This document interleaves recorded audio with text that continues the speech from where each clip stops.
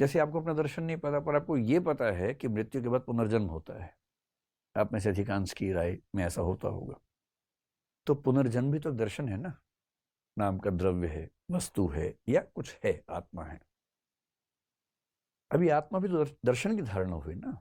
कहाँ मर्जी के बिना संसार में पत्ता भी नहीं हिलता है, ये भी एक दर्शन का नाम है। इसको पैंथीज्म, सर्वेश्वरवाद कहते हैं।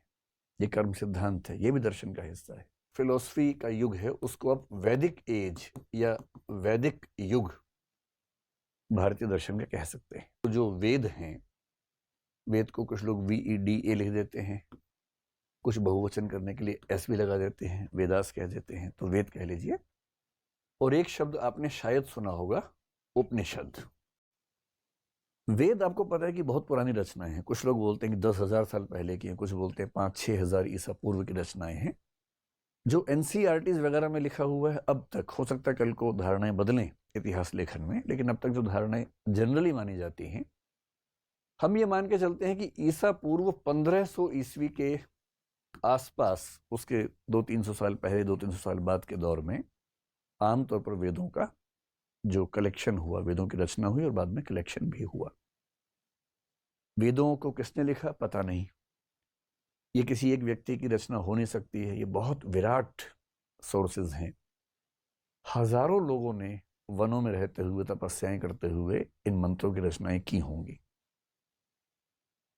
न्याय दर्शन कहता है कि वेदों की रचना ईश्वर ने की है, क्योंकि ये मानवीय नहीं हो सकता। मीमांसा दर्शन कहता है कि वेदों की रचना ईश्वर ने भी नहीं की है, वेद अकर्तृक हैं।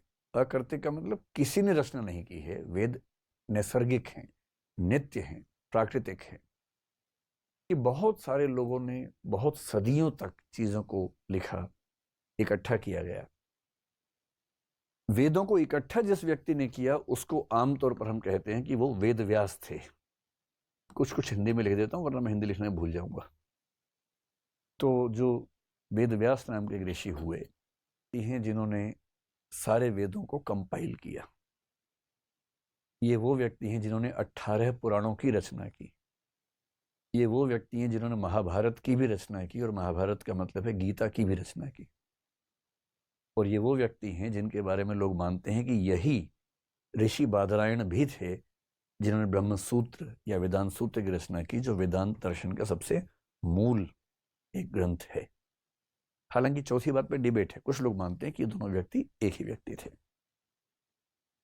वेद 4 हैं, आपको अच्छे से पता ही है, जिनमें से एक का नाम ऋग्वेद है, एक का नाम सामवेद है, एक का नाम यजुर्वेद है, एक का नाम अथर्ववेद है।